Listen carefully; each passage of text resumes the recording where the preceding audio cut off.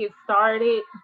Thank you again for joining us this evening for Women Build Week of Events. I forget what number session this is, but it has truly been a week of empowerment from all angles. And tonight we're going to learn a little bit about women's health, and not just mental health or spiritual health, but physical health. And so without further ado, Dr. Crowder, if you would take it away. All right. Good evening, everyone. Thank you so much for joining me. So, as she said, I'm Dr. Sakeitha Crowder. I am with Novant Health. I'm here at Winston-Salem Healthcare. Actually, I'm in my office right now presenting. I am also the medical director of Novant Health's Diabetes and Nutrition Centers. So I will begin sharing my screen. Give me a minute here.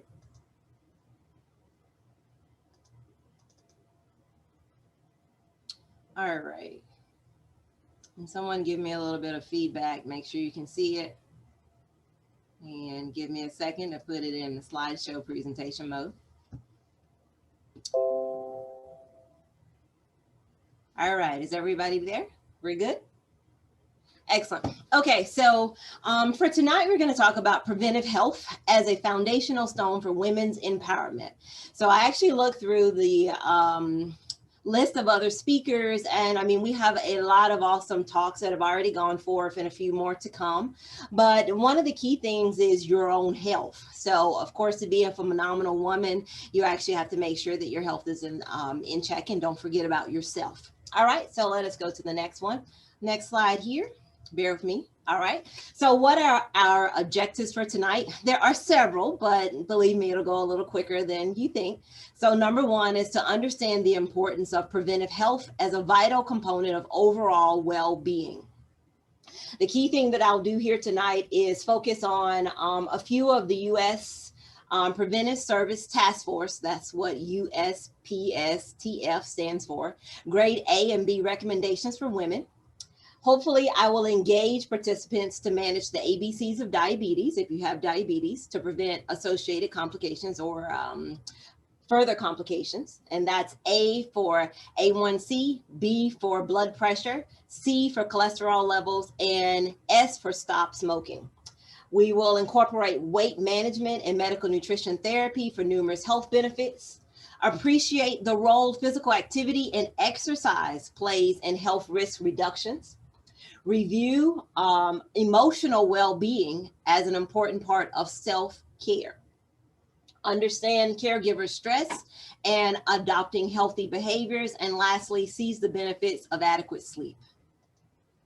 All right, so let's start this thing. I call it a Rolodex. So we're basically going to just roll through a lot of different recommendations and kind of talk about a few of them. So we'll start with this aspirin debate. When I was in medical school and even through residency and fellowship, basically at that time, we told everyone age 40 and above, from 40 to 80 years old, to take a baby aspirin a day.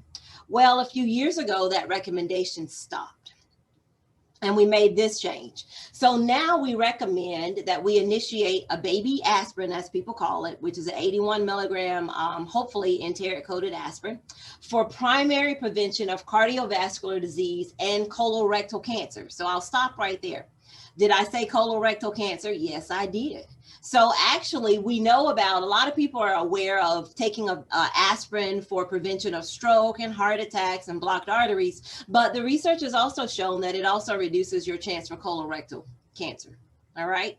What is the difference? Why did I highlight primary prevention? Primary means it hasn't occurred yet. Okay, as opposed to someone who has already suffered a myocardial infarction or stroke or has already had colon cancer. There's a big difference. We call that secondary prevention. So this is a person who is trying to prevent an event from occurring.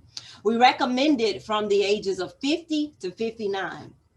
That's a big difference. Like I said, it was before 40 to 80, and now we've narrowed that time period down to just basically those 10 years.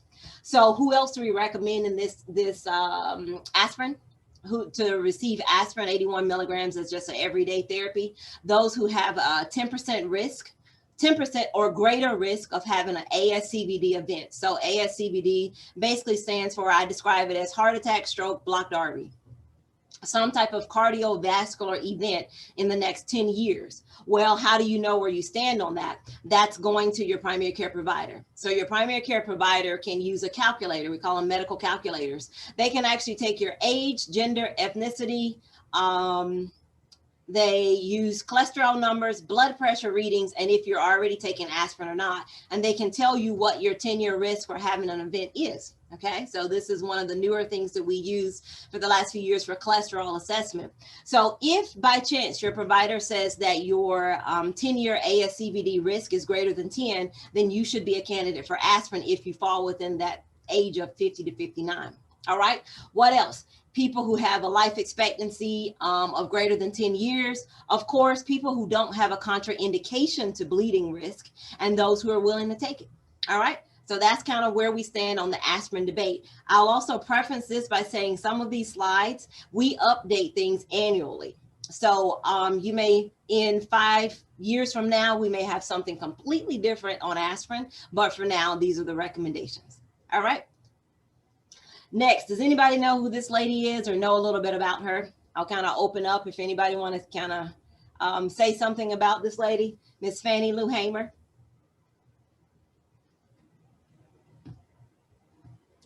Anybody, any takers? You can type it in if you want. So, all right, I'll tell you a little bit about her. So Miss Hamer was a very powerful lady, very vocal during the civil rights movement and also during the voting act or voting rights movement. But what most people don't know, we know her a lot because of her political stance, but a lot of people don't realize that she was a great advocate in the community of Mississippi. So she actually did a lot of different programs and initiated a lot of programs for economic opportunities for African Americans. So for one of those was the Freedom Farm Cooperative. And in this cooperative, what she did is she actually had different people pull together finances in order to buy land for African Americans in the Mississippi area. And this allowed them to be able to own and farm collectively as a group. She also was very instrumental in gathering funds to purchase 640 acres of land. On this land, she had a co-op store, a boutique, and there was a sewing enterprise. She also was very instrumental in building over 200 units of low-income housing that were built there in this one town of Ruralville, Mississippi. So kind of actually ties in quite nicely with the Habitat for Humanity. So she built homes. That was kind of one of her goals. She showed that there was a need in the community and a lot of the African Americans did not have a proper place to live. So the unfortunate thing is that Miss Hamer actually died at age 59 from breast cancer. All right, so that takes us to our next topic of breast cancer screening. So when should we begin breast cancer screening? So the U.S. Preventive Services Task Force recommends that we begin biennial, which is every 2 years, breast cancer screening by mammography starting from age 50 to 74. Well, wait a minute, Dr. Crowder, what about age 40? I've heard that you started age 40. You are correct. So what happens in medicine is there are so many different societies that weigh in on different decisions. So most societies say that we start at age 40. And we go from 40 to age 75. What else can I tell you? Well, does that exclude persons that are age 80 and above? No, it does not. What happens is after you turn 75, it becomes an individual decision between the person and their primary care provider. So there's a lot of factors that go into place. So when I have patients that are age 80, I say, hey, what do you want to do? We can continue with your routine annual screening mammography, or if you'd like, we can do every 2 years. And we just talk about the pros and the cons. And so we're not by any means saying that it stops at age 75. What we're saying is the recommendations just basically says it's on an individual basis. All right. What else? What about high-risk populations? So we all probably know there are some people that have a very high family history for breast cancer. And I'll start right here and kind of say that the family history is a key component to preventive health. So many times when patients come into the clinic, oftentimes they kind of give you this strange look, like, why are you asking me about my mom's history? Why are you asking me about my dad and all my other family members? Well, the reason why we ask for this vital information is because it helps us to risk stratify your risk, your personal individual risk for different things. It also helps to guide us. So we basically, if a person has a very high family history for breast cancer at an early age, we know that we actually should begin mammography screening a lot sooner in that person, as opposed to just going by the recommendations. The recommendations are just that, recommendations. Okay, so it is very important that you know, or try to obtain a little bit of history, you know, kind of talk to your family members, try to figure out, you know, if Aunt Susie passed away at age 30, well, why? You know, what happened, if you can. Sometimes you may not be able to get that information, but if possible, try to figure out the details. Okay. So what about the people who have a high family history, a high risk, I should say, for breast cancer? So who are those people? So here, the recommendation says we should screen for any person or family, persons who have a personal history or a family history of breast cancer, ovarian cancer, diseases of the fallopian tubes, or peritoneal cancer, or who have what we call the BRCA1, BRCA or BRCA1 and 2 gene mutation. So if we find that a person fits in that category, you should actually, first of all, discuss it with your primary care provider or your gynecologist, whoever it is that you're seeing. And then you start saying, you know, the next step is to decide if it's appropriate to do genetic counseling. And then from genetic counseling, you proceed to genetic testing if it's appropriate. Now, there's a new recommendation here, and actually I was kind of pleasantly surprised to see it, that came out in September of 2019.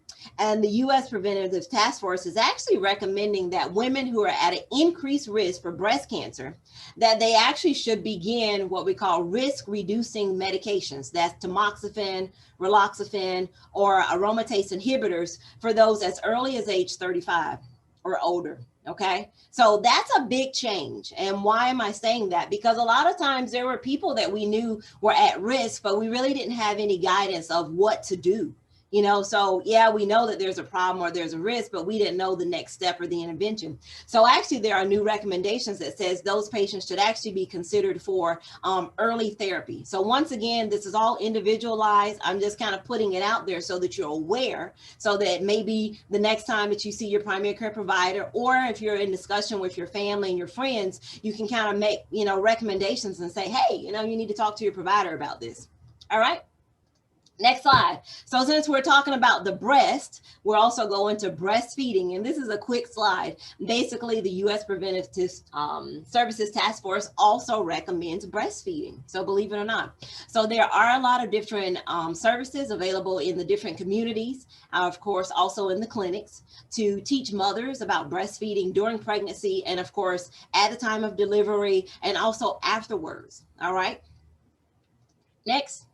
So this slide, there's a lot going on here. So what are we looking at? So on the left-hand side, I guess that's the left-hand side, you're looking at what we call the HeLa cells, okay? So these are HeLa cells. So where did the HeLa cells come from? Well, they actually came from Miss Henrietta Lacks. And I'll give you kind of the brief. Anybody, if they want to kind of chime in, you can. On this, I'll give you a little quick history real quick about Henrietta Lacks. So Henrietta Lacks was born in Virginia. She lived from 1920 to 1951, I believe. So she lived 31 years. Unfortunately, she died, and I said 31. So she died at the age of 31 from aggressive cervical cancer. Her cells, when she went to Johns Hopkins, so the family had moved to Baltimore, Maryland. When they moved and went to Johns Hopkins University and did the biopsy, they found the cancer cells. And the cells grew so rapidly that they actually sort of held on to the cells. And later obtained more cells, and these cells were just phenomenal. So Miss Henrietta Lacks cells became the first successful clone human cells in 1955. From her cells, research, a multitude of medical research has occurred. The polio vaccine was developed using the Henrietta Lacks cells or the HeLa cells. Cancer research, AIDS research, the effects of radiation, toxic substance on human cells, gene mapping. I mean, just a ton. In fact, there are 11,000 patents out there using the HeLa cells. What did I say? Well, if you look here at this book that's written, the sad part about it is Miss Henrietta didn't give permission. She didn't know that this was going to happen. And her family weren't aware for several years. I think it was in the 70s when they became aware of what had occurred. Of course, and they did not, share part in any of the profit that occurred. So it's kind of one of those unfortunate things. But at the same time, because of Miss Henrietta's sales, medicine as a whole has progressed so much. So let's take a look at what happened to her. She died at age 31. That was very early, and it was from cervical cancer. So cervical cancer screening, what are the guidelines? So guidelines at this time say that we should begin screening at age 21, and we should continue to age 65. So how do we screen? We screen by Pap Smear every 3 years, starting for women age 21 to 29 years of age. For those that are older, from between age 30 and 65, the guidelines now, and I said now, the guidelines are now recommending a Pap smear every 3 years, or every 5 years, you can have what we call a high-risk HPV testing, or you can have the combination of the two every 5 years. All right. So what I listed here are what you see in the image. This is actually the image of a cervix. Here, so you see the normal, this is what it looks like, a speculum. So by the way, the cervix is the bottom or the lower portion of the uterus. All right. So what you see is people call it the wound or the uterus. That's what the uterus is the wound. So the very bottom part is the cervix. So when you have a Pap smear, this is kind of what the gynecologist or the primary care provider sees. And then they look for any abnormalities there. And those kind of abnormalities, we do a Pap smear, which is cytology, so that we can get a few cells and determine if there are any cancer cells there. All right. So these are some of the recommendations. Next, what else about cervical cancer screening? Don't forget about the postpartum Pap smears. So gynecologists, they have a whole schedule of when you should get a Pap smear after you have delivered a child. It is very important. So back to the Henrietta Lacks story. So Miss Lack had her last child and she passed away from cervical cancer when the child was less than 2 years old. So what happens, we're kind of aware that what can happen is you can have some cells that are what we call atypical cells, but after having a child, sometimes those cells can just explosively grow. And so this is why it's so important for women not to feel like, okay, I've just delivered a child, I don't need to see a gynecologist again. The answer is no, that's not the right thing. You must go back and follow up with the gynecologist. If they say follow up in two months and then again in 6 months, it is very important that you follow up, because we do know that sometimes, unfortunately, those cells can proliferate very quickly after giving birth. So this is exactly what happened with Miss Henrietta Lack. Okay. What about, I'll kind of talk a little here. There's this thing, some of you may be aware and some of you may not be aware of it. We call it the HPV vaccine. We administer these now starting for teens. I think it starts at 12. I may be wrong on that, so don't quote me, but I believe it's 12 years of age and up, and it goes all the way up to age 26. And it's males and females, because of course, if the HPV virus, the high risk, virus is spread, well, it does no good just to immunize the females and not immunize the males as well. So this is our new effort to be able to reduce the spread or prevent cervical cancer. This was not available, many years ago. So 20 years ago, it wasn't something that we were doing. So this is something new and improved. This is showing how we're trying to prevent early death from cervical cancer, like what happened with Miss Lack. So we've made a lot of improvements over time. All right. We'll switch gears a little bit. We're still in the same area. So what is BV? BV is bacterial vaginosis. It is the most common vaginal condition in females aged 15 to 44 years of age. So in the US, you see the stats here, an estimated 21.2 million women aged 14 to 49 have BV. Oftentimes it is asymptomatic. Sometimes ladies do have a little bit of discharge or a little odd odor, and they go and see their gynecologist for it. So why am I bringing this up? Because having bacterial vaginosis actually increases a woman's risk for having sexually transmitted infections, such as HIV. So it is very important that we recognize BV kind of as a little stepping stone to other complications that can occur. So if we can treat it early, it'll reduce those risks. So although bacterial vaginosis can occur in any woman, sexually active or not, it is more commonly in sexually active females. Okay, so if you want more information, you can go to the CDC's website. All right, STD, formerly STD, it is now called sexually transmitted infections. Screening. So this is kind of a big slide here. It kind of covers I sort of highlighted the key things. Chlamydia and gonorrhea screening occurs in sexually active females from age 24 years and younger, all right, or those who are at an increased risk. Hepatitis B virus occurs in adolescents and adults only if they're at an increased risk, but it occurs in all pregnant females within their first trimester or their first prenatal visit. Syphilis, once again, we screen all pregnant females for this, and then we screen people at an increased risk. HIV, they recommend screening for adolescents beginning at age 15 up to 65, and then of course those at an increased risk. Now, why did I bring out the STI screening? Because oftentimes I have a lot of patients who come in and they feel like if they got a Pap smear, they were automatically screened for everything. That is not the case. All right. In some cases it may occur, but not all the time. So we do screen, of course, age by the age criteria here for chlamydia and gonorrhea. But a lot of the other things, if you feel that you're at risk or you're having concerns, this is one of those you need to be honest and just kind of talk to your provider about it. Okay. I have a lot of females, they'll just come in and say, hey, give me the works, give me, full screening, about every, 1 to 2 years, or if they're with a new partner or, some infidelity or something has occurred in the relationship, in the marriage or whatever relationship, they'll come in and get screening. It's okay. And we actually recommend that you do that. All right, next we're going to talk about colorectal cancer screening. And of course, we probably all know who this person is that I featured here. So when should we start screening for colorectal cancer? We should actually start at age 50, from age 50 to 75. But once again, we go back to the individualized type approach. So there are several different methods that you can use for colon cancer screening.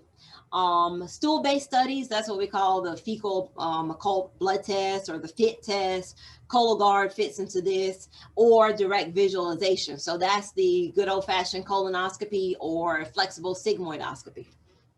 So family history, once again, is very important. It is crucial for colon cancer screening. So if you're in a family where there's some type of hereditary colon cancer, or if you have a condition called inflammatory bowel disease, those are things like Crohn's disease or ulcerative colitis, we recommend that you start screening much earlier. Okay, for some of those patients, that may mean a teen in their teens, like about 18 or 15, depending on the earliest relative that, was diagnosed with colon cancer. What about the ones beyond 75? Well, once again, this is one of those where it's between you and your provider. All right. So switching gears here. We're talking about falls. So fall prevention in community dwelling older adults. So what do we consider older adults? 65 and above. So one way to prevent falls, or one of the top things, is by exercise. So exercise intervention does help to prevent your fall. So what do I have here? I have a photo. We have Tai Chi, we have yoga. So those are two key things to help with balance that helps to reduce your chances for falls. So age gracefully, that's our key. Of course, my background, I didn't mention it. I am actually internal medicine certified and also geriatric medicine certified. So I care a lot about this. So age gracefully. So the CDC recommends flexible training and balance training 2 to 3 times a week for those that have chronic medical conditions. Yoga, as I mentioned, yoga and Tai Chi are included to help with flexibility, muscle strength, and balance. Switching gears again, who is Elsie Lax? Who is Elsie Lax? Well, I'll tell you who she is. So she's actually the second child of Miss Henrietta and David Lax. She unfortunately was born with developmental delays. At that time, they used to call it different. Okay. And they also called it deaf and dumb. So unfortunately, Miss Elsie died at age 15 at an institute. So during that time period, there are a lot of things that we kind of take for granted now that we have in place, and people don't really understand why is it that you take prenatal vitamins. Well, here's why. Folic acid for the prevention of neural tube defects. All right. So the U.S. Preventive Task Force recommends that all ladies who are planning or capable of pregnancy, so if you're menstruating age, to take a total of a supplement containing at least 0.4 to 0.8 milligrams, or that's 400 to 800 milligrams of folic acid. So what happens for women who are folic acid deficient and they are pregnant? Well, what can occur to the child is a low birth weight, neural tube defects. So here in the photo, I have the spina bifida and anencephaly, developmental delays and seizures. So it is possible that Miss Elsie Lax had the developmental delay that occurred it may have been all due to folic acid deficiency. So that's why it's so important to make sure that women go and see their obstetrician as soon as possible, as soon as they determine that they're pregnant, so that we can make sure to have you on the right vitamins. All right, so this is switching, we're changing gears just a bit here. This is Sedona, Arizona. Very beautiful place, very serene. I actually had the opportunity to attend a conference just before coronavirus began. So it was in February that was out here in Arizona. It's beautiful. Tobacco cessation. I mentioned that we talk about tobacco. So if you are pregnant, we are now, or for any adults. So if you come in for your CPE visits, a lot of times we'll ask a ton of questions, and this is why. This is all part of our prevention. So we ask about smoking. When should we screen? Basically during your annual visits, because there's a lot of information that we can give you and that we can help with tobacco cessation. So of course there's counseling. There are counseling programs that are available. There are support groups, and we have medications also to help. So of course, a lot of people are aware of Chantix as being a medication to help with tobacco cessation. There's also Zyban, which is Wellbutrin, or another name is bupropion. There's the Nicoderm patch that you can put on. There's a Nicorette gum, lozenges. There's a ton of things to help people. So what we're asking is, if you are a smoker, talk to your primary care provider about it. And the reason why is because we realize that people who either smoke or consistently exposed to secondhand smoke have a higher risk of cardiovascular disease, premature death, microvascular complications, and if they have diabetes, they also have poor glycemic control. And then the last part that I'll mention is, oftentimes I have patients that say, well, if I quit smoking, then I'll gain like 10 pounds. And so if I gain 10 pounds, doesn't that negate the improvement of that I gained when I quit smoking? Well, the answer is actually, even the 10 pounds, even if you gain weight temporarily, it does not diminish the cardiovascular benefits that you receive from tobacco cessation. Okay. So use that next time someone says they don't want to gain weight. It's all right. You can get the weight off later, but you actually have to try to protect your heart and your vessels as best as possible.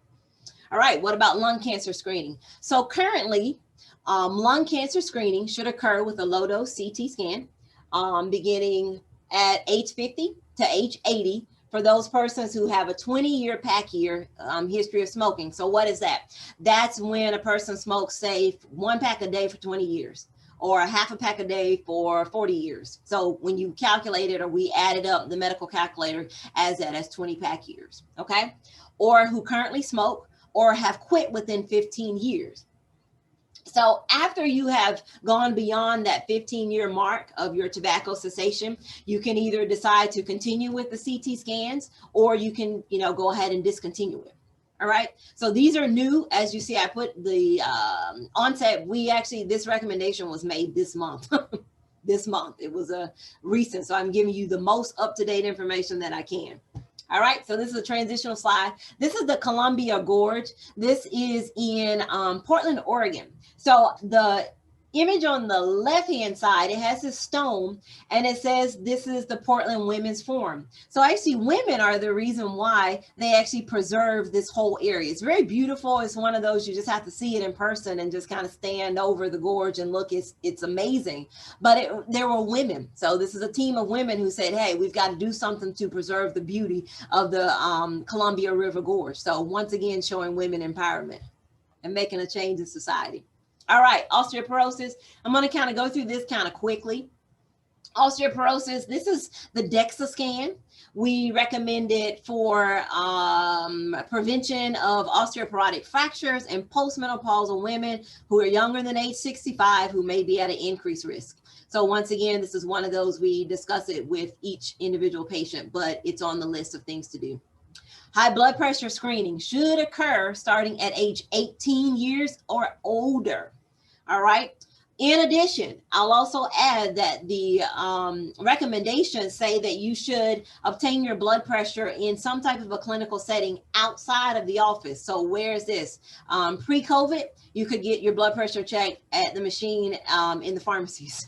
Can't do that now, but of course, pre-COVID, you could. So everyone should know what your baseline blood pressure is. You should buy an electronic or a home sphygmomanometer.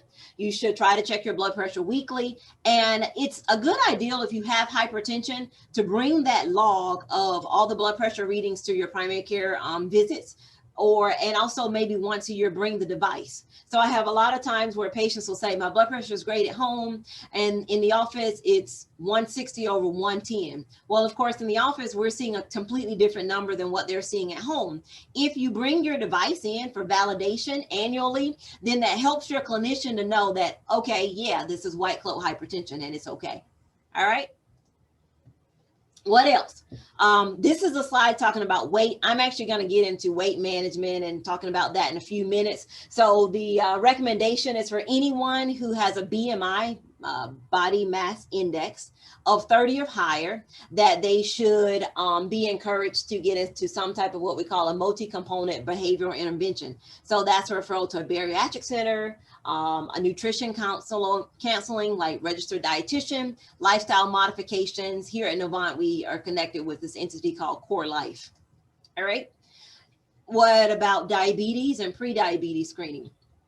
They recommend that anyone age 40 to 70 years of age who falls into the overweight category, that's a BMI of 25.9 to 29.9, or the obesity category, which is 30 or higher. We recommend that everyone should be screened for diabetes. So that's an A1C or either a fasting glucose, whichever your provider decides. You should have some type of screening for diabetes. All right. So let's look a little bit more into diabetes. As I said, we'll learn about the ABCs of diabetes, and that's the combined diabetes care goal. A1C should be less than 8. Of course, most of the time we actually want you under 7, but at least under 8. Blood pressure should be less than 140 over 90. Cholesterol for your non-high density, low protein, it should be lipoprotein rather, should be less than 130. And of course, we talked about tobacco cessation. The CDC says that in the year of 2017 to 18, only 26% of the US population met all 4 goals. So of course, obviously we have a lot to do for prevention. So that's why I brought it into this talk. So what are the benefits of achieving all 4 of the diabetes goals? Well, number 1, you can reduce your risk for ASCVD, which I told you earlier is atherosclerotic cardiovascular disease. You can also reduce your chances for heart failure. You can also reduce microvascular complications. So that's what we call retinopathy. You've heard of people say they have vision problems because of diabetes. That's retinopathy. Neuropathy, that's the pain, the numbness, the tingling in the bottom of the feet, also can occur in the hands or fingertips. And nephropathy, so that's kidney disease that's related to diabetes. It also reduces the risk for cardiovascular death and diabetic deaths. So why is it so important to lower your A1C? Well, I've listed it right here. So if you can lower your A1C by at least 1 percentage point, you will actually reduce your risk for complications by at least 21%. So what am I saying? You can reduce your diabetes-related death by greater than 21%. MI, which is old-fashioned heart attack, as people say, myocardial infarction by 14%, greater than, by the way.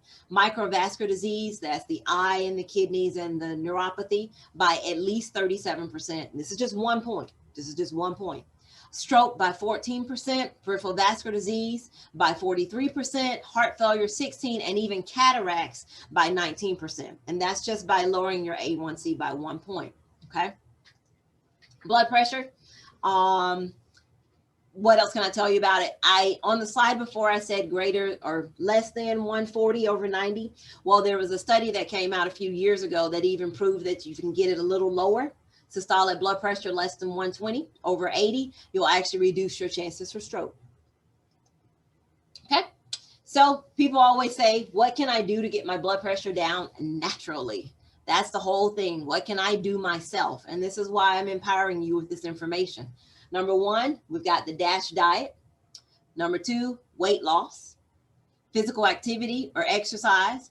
And then try to bring your alcohol consumption down. So studies have shown that if you bring your alcohol consumption down to less than 1 to 2 drinks per day, you'll reduce your blood pressure by 2 to 4 percentage points. Okay. The DASH diet, I'm not really going to go through this in detail because there's a lot of online resources that you can find for the DASH diet. But in short, the first 2 things on this list you see are very high. 4 to 5 servings of vegetables a day, 4 to 5 servings of fruit a day. So that's a lot. That's a big change. And then if you look at the very bottom, 5 servings of snacks or sweets per week. I didn't say per day, I said per week. So there's a lot that you can change in your diet to bring your blood pressure down. More about the DASH diet. So the typical American diet, most people eat about 4,000 milligrams of sodium a day, sodium, i.e. salt. If you're trying to lower your blood pressure, if you can get it down to about 1,500, somewhere between 1,500 to 2,300, you'll actually reduce your chances. You'll reduce your blood pressure down significantly. All right. So a lot of people say, well, I eat okay. You know, I eat well, Dr. Crowder, I'm fine. Well, sometimes there's hidden salt. All right. So where are these hidden salts? These hidden salts are found in processed foods. Okay. So anything that's quick, that you can just like throw it in the microwave and heat it up in a little bit, like soup. Believe it or not, soup has a lot of salt. So it's in a can. If you look at the expiration date, I mean, the soups actually can last for like 2 or 3 years. And I mean, think about how is that possible? Well, it's the salt. So they actually add salt to preserve the food. So things like soup, instant foods, lunch meat, so sandwich meat, as we say, has a lot of salt in it. Canned vegetables, processed meats. So as you see here, I've put like fresh, these are fresh meals, these are fresh foods.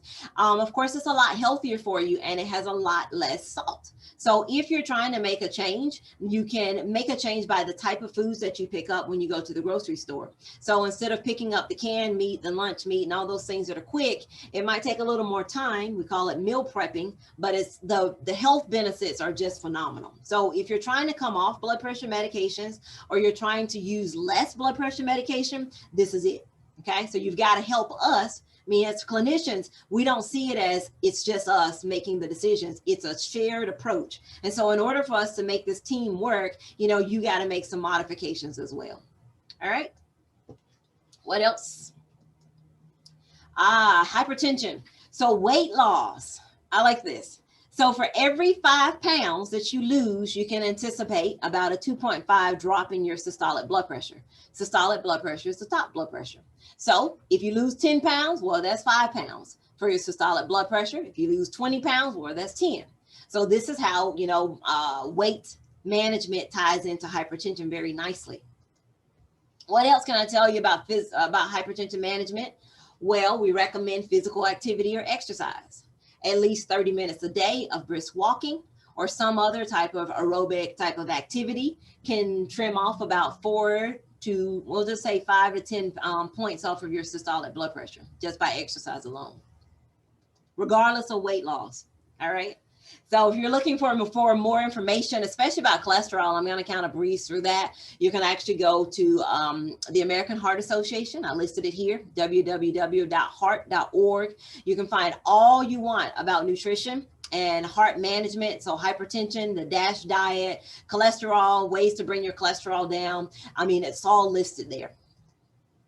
Next, this is a slide. I had the pleasure of going to Israel 3 years ago, I believe now, ago. And this is Masada. So Masada, as you see, this is very high. And why am I showing you this slide? Well, because if you look right here in the corner, there are stairs. You see the sky lift in the middle, way down in the center. Yeah, I'm sorry, I can't find my pointer. Maybe I can find it. My pointer here, but right in the middle here, there's the sky lift, and then there's the stairs right in the corner. Well, one way that we can help ourselves is to make a lot of lifestyle modifications. So even on vacation, you can incorporate exercise. So that's the whole point. You can incorporate exercise in everything you do. So what am I talking about? Physical activity. That's all movement that increases your energy use. Whereas exercise, there is a difference. Exercise is planned, structured physical activity. All right. So exercise improves your blood glucose for those patients or people who have diabetes. It reduces cardiovascular risk factors. It contributes to weight loss. It improves your muscle strength, and it improves your overall well-being. So what do I have here? As you see in the picture, this is what we call an under the desk elliptical. So there's all sorts of ways, and there's all type of new things that are available to help you with physical activity. So even if you're working, you can still exercise. What else? Physical activity. Your goal is to achieve 150 minutes of exercise or physical activity, moderate intensity physical activity a week.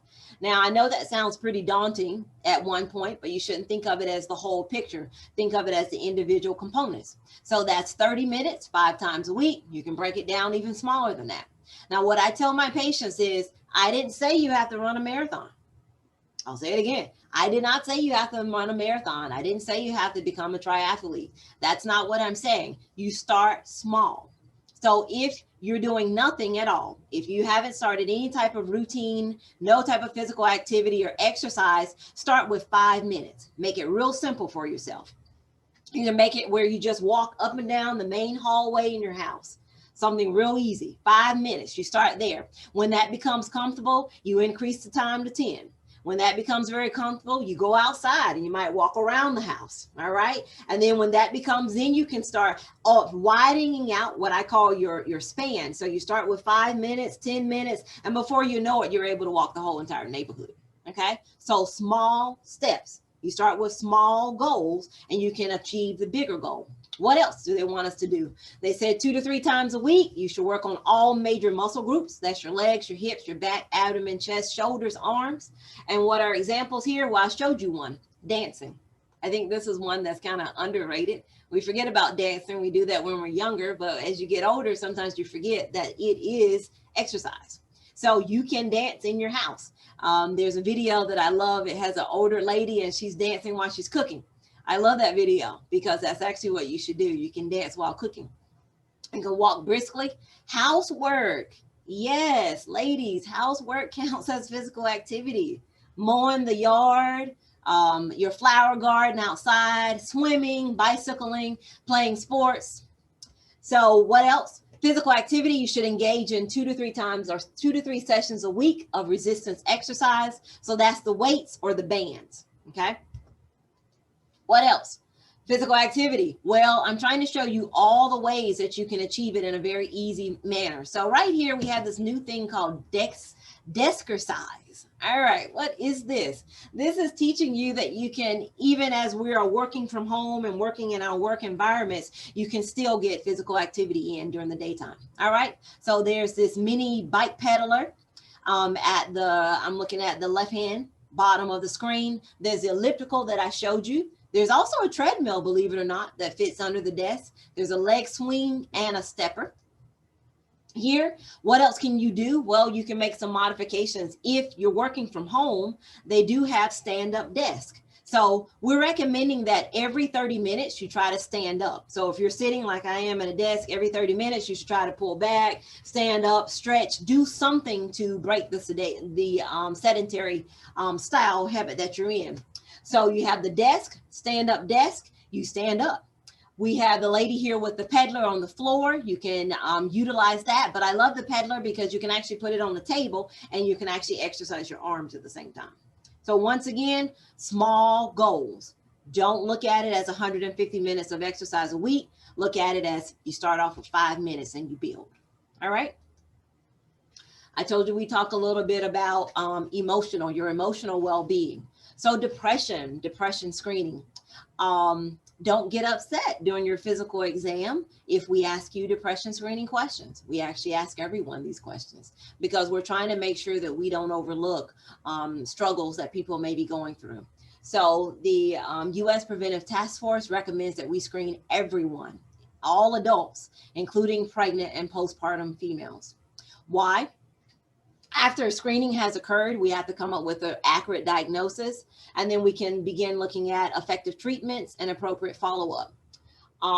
Ask, and I mention this a lot because I think in the minority communities, a lot of times there's a stigma around mental health issues, and we don't want to talk about it. It's one of those things that oftentimes we want to just kind of sweep it under the rug and act like it doesn't exist, but it does. So here in the image, you see this lady, she has a baby. So obviously she looks like she's probably going through postpartum depression, or a lot of people call it postpartum blues. It is real. It does exist, and we know it's there. So if you find yourself in this situation, you should, of course, seek medical attention, seek help. Support groups. There are a lot of support groups out there. So new moms, there's a lot that you go through. There's a lot of transition. The babies aren't really sleeping. Your sleep is disturbed. You're not getting proper rest, and you're trying to make sure you're doing the right thing, and it becomes overwhelming at times. Well, there are support groups that exist. Sometimes if we need it, we'll recommend medications. So we are actually trying to make sure that we as a medical community focus a lot on pregnancy and the postpartum period for females, because we know that depression is quite common during those times. Okay. What about women as caregivers? The CDC says 2 out of every 3 caregivers in the United States are females, women. I think most of us kind of can relate to that. Women who are caregivers are at an increased risk for poor physical and mental health, including depression and anxiety. Ways to reduce your risk for complications includes maintaining healthy behaviors, managing your stress, and seeking extra support. So oftentimes I have a lot of females that'll come into the clinic, and I can tell that they're under a lot of stress, and it's because they're a caregiver for a mom or father, or maybe a spouse, or maybe even they have a child that has a disability. And over time, it can wear on you, and it can become pretty stressful. But a lot of times people are embarrassed to seek help because they feel like it's my obligation. And I don't want to make the person feel like they're a burden to me, but yet they internalize a lot of the stress that they're feeling. So in that case, what do? Number 1, regular exercise.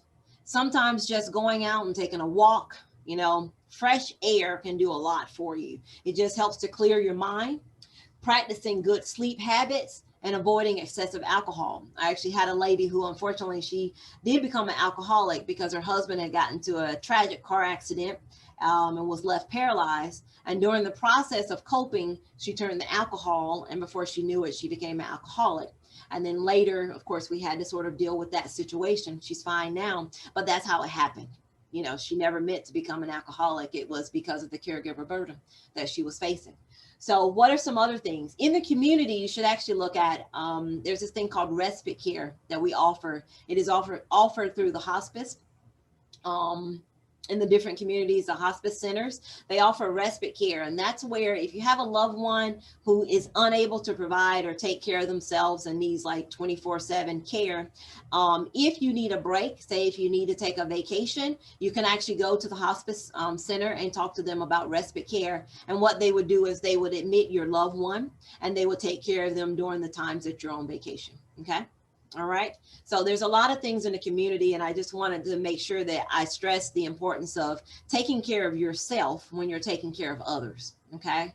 I see it happen a lot. So I can list cases after cases of women who unfortunately failed to get the cancer screening and other things because they didn't think they had time because of their caregiver responsibilities, and it actually backfired on them later. So please take care of yourself. What else? Sleep. Sleep is very important. The CDC says too little sleep makes dieting much harder. So those of you trying to lose weight, think about your sleep. It makes dieting much harder because it increases your hunger and your appetite. And if you notice, a lot of times you crave high calorie foods and high carbs. So this is true for people who work the third shift. A lot of times they just crave carbs, and it's actually their body, their body's way of trying to stay awake, but it's a spiral effect. So too little sleep can also trigger stress hormones, which tells your body to hang on to fat. So this kind of ties back into the weight management portion. Look at your sleep. What's going on? Are you sleeping appropriately? So what about obstructive sleep apnea? That's OSA. Obstructive sleep apnea increases a person's chances for cardiovascular disease, such as arrhythmias, which is palpitations or irregular heart rhythms, such as atrial fibrillation or AFib, and also heart failure. Managing obstructive sleep apnea improves your quality of life and also your blood pressure. Yes, I said blood pressure. So oftentimes when patients have an extremely high blood pressure, I will send them for a sleep study. Of course, a lot of times they do have obstructive sleep apnea. They begin using the CPAP device at night, and their blood pressure becomes much more manageable. It also helps with weight loss. So remember, we talked about the weight loss and sleep. So if you're not getting adequate or appropriate sleep, you are going to struggle with losing weight. It also, like I said here, it also helps to reduce your excessive daytime fatigue, and it helps you to improve your dietary selection. All right. So sleep and sleep apnea, very important. If you have been diagnosed with obstructive sleep apnea and they gave you a CPAP device, I recommend that you start with small increments. So, most people cannot use it and sleep throughout the entire night in the beginning. You start by using it for a couple of hours at a time until your body gets used to it. And then before you know it, you'll be able to use it effectively. All right. What else? I think we're coming to the end of my slide presentation. All right, so transitioning here, just something beautiful, nice scenery to look at. All right, so who's here? Well, of course, I work for Novant Health. So Novant Health is definitely here to help you reach your wellness goals for those of you who are in our footprint area. If you do not have a primary care provider and you're in the area, you can visit this website, www.novanthealth.org. There's a little tab at the top that says find a doctor. You click that button and it'll open up a whole host of different things and selections for the type of doctor that you may be looking for. All right. If by chance you have diabetes, you have pre-diabetes, or maybe you're looking for a little bit of nutritional counseling or help with a registered dietitian, if you're in the Novant footprint, you can consider using our Diabetes and Nutrition Center. Same thing, you go to the same website, www.novanthealth.org. You click on services, then you click on diabetes, and then you'll see all of our locations there. Also under this tab of services for tobacco cessation, we have counseling there. You can click on that. Basically, there's a host or a wealth of information there. Of course, like I said, I'm Novant, so I can only share Novant's information with you. I know that all the other medical facilities in this area also have things in place to help you reach your wellness goal. All right, what else? So I basically tried to give you overview, a lot of recommendations by the U.S. Preventative Task Force. But if you want to actually go and figure out what recommendations are specific for you, you can go to this website. It's health.gov/myhealthfinder. You can actually put in your age, your gender, ethnicity. You can put in a lot of other factors and you'll get a little printout. Well, it will give you your individual recommendations. It's actually kind of nice to do this because you can take this to your primary care provider. You can actually I get messages through my chart from some of my patients saying, hey, should I get this screening? And I mean, what I want you to do is kind of build a collaborative effort with your PCP. And being kind of not just feeling like someone else is taking control of your health, but you're in control. It's all about you. And we kind of want to work together as a team. All right, so these are my references. There's a lot. If you want this, it'll be available later. And at this time, I'm going to open it up for question and answers. And thank you so much for participating and being with me. That is my dog. That is my dog. Hazel Griffin, looks like you have a question. Yes. Hello, how you doing? Hi. Hi. I have a question. I go to my doctor here in High Point, and she always checks, like everything you were saying, she checked for diabetes and everything. But my doctor in Winston-Salem, she didn't check for all of that. So Dr. Carla told me, said, like, women of color, you have to check for diabetes, cholesterol, and all that stuff. So she kind of found, I don't know, I have the paperwork. I don't know how to describe it. She said that my diabetes was stable, but they wasn't like what they supposed to be in my cholesterol. So I was eating bananas every day. I love bananas. So she told me now just take bananas, slice them in half, and just eat one and wait like a couple more days. And with my cholesterol, she told me that with my cholesterol about, I don't eat any red meat or anything. Yes, so I have it under control. But you was talking about the breast cancer patients. I had breast cancer in 2012, July 26, 2012. July will be a 9-year survivor. And you was talking about the tamoxifen. My doctor, Dr. Nick Kryson at the Derrick Hill Davis Cancer Center, he had me on that medication. So I know all about that. Yes, I had my surgery, the hospital across from Forsyth Hospital. I can't think the name of the medical center. You know what I'm talking about? That's what I had my surgery. So, I don't eat any red meat, and I love veggies. I eat veggies every day. And I love fresh fruit. I don't like canned fruit and then the canned veggies. I buy the fresh veggies and stuff. It's an interesting class and everything. Everything you was telling me about, my doctor kind of have me under control. I have thyroid problem. She said my thyroid was overactive, and I was wondering why my weight won't increase. She said because if you have overactive thyroids, you'll be at a stable weight. That's right. That's right. So I'm doing better, but I'm taking care of myself. I go back April the 7th for my mammogram in Winston-Salem at the breast center, and then I see my oncology doctor the 28th. So I'm doing good with having my breast cancer. It was stage 0. Thank God. Mammograms are very, very important. But see, you just brought out a point right there. You said when they found it was stage 0. Yes. So this goes back to the importance of screening. Yes. So if screening hadn't occurred, things could have been a whole nother way. But because they found it so early, I do thank you for sharing, because they found it so early in your case. Here you are, you said 2012, right? Yes, 2012. Yeah. So here we are, 9 years later, and you're doing well. Yes. Because of the intervention that occurred way back when with screening. The other thing you mentioned, and I'm glad you brought it up, was your lifestyle. So you've made a lot of changes. You're doing well with your diet. For patients who have had cancer, any type of cancer, one of the biggest risk factors afterwards is osteoporosis. So density and vitamin D deficiency. So that plays a big part. In my clinic, my staff know that I'm going to check a vitamin D level on a lot of people. And the reason why is because vitamin D deficiency is very common after people have had any type of cancer. And like I said, vitamin D deficiency then puts you at risk for osteoporosis, and osteoporosis puts you at risk for fractures. Okay. Right. And so it's like a continuum. And so if we can start, my thing is prevention. Stop it from the beginning, like before it gets to this end point. And so you brought up a good point there about talking about changing your diet. The other thing I'll say is with osteoporosis prevention, exercise. We call it weight-bearing exercise. So that's anything that you're upright. So walking, jumping, anything that gravity is against you. Basically in any way, form, or fashion, it strengthens your bones. So I knew a lady who had cancer, breast cancer, and unfortunately she did have osteoporosis, pretty severe. But this lady started walking. She started with the small steps, and then before you know it, she was walking around town. She was doing miles and miles, and this lady reversed her DEXA scan score. It was amazing. So it was just an exercise.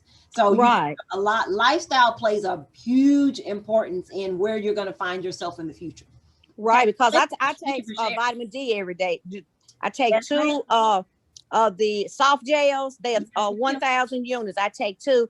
And then back to my breast cancer, when I went for to have my mammogram in May of 2012, I knew something was going on because I was there close to 4 hours. And I said, oh Lord, I got to pray. And I said, Lord, something's going on. And they told me when they found it, it looked like salt grains. You could take salt and sprinkle it on the table. That's how it looked when it had first started. Did a biopsy, and the scar have kind of healed because I used the cream and everything. Yes, and Dr. Carr from Winston-Salem, he did my surgery and everything, and I done good. But like you said, mammogram and going to the doctor and be honest with your doctor and talk to your doctor and follow your doctor's instructions is very important because females can have symptoms and they don't know it. Yes. They can, and sometimes people have symptoms and they don't want to talk about it. Yes, yes. And that's another. Being African American, I can say I've seen it. I've seen some of my family members do it, and they go in the clinic and they just go quiet.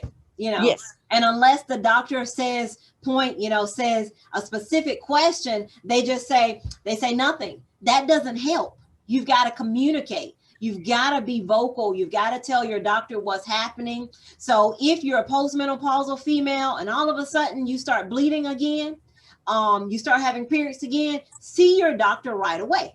Okay. Right. That's why they say Pap smears can stop at age 65. And the reason why is because, the studies have found that if a lady develops uterine cancer, after age 65, they're going to bleed. So remember I showed you that slide. And when they start with bleeding, most women are going to seek a doctor out once they've had no periods for 10 years and all of a sudden they start having blood again. Okay. So that's why. But you got to communicate. You've got to have that one, that dialogue. It can't just be one-sided. So be active. I'm actually hoping this presentation empowers you to be an active participant in your own health. Okay. All right. Thank you so much. Thank you. Does anybody else have any questions? I know we learned a lot tonight, which is great. No question? Okay. Well, Dr. Crowder, I want to thank you personally because I was able to take some notes on my own health, and I'm sure everybody else was as well. This presentation will be available on YouTube sometime next week, but definitely visit habitatforsight.org for our final session for Women Build Week of Events tomorrow evening at 6 o'clock. Dr. Crowder, you were a delight to have. You talked pretty much about everything to do with our health, from mental health to eating habits, everything. And we truly appreciate your time tonight. And I hope everyone has a great rest of the evening. All right. I enjoyed it. Thank y'all. Ladies, have a good evening.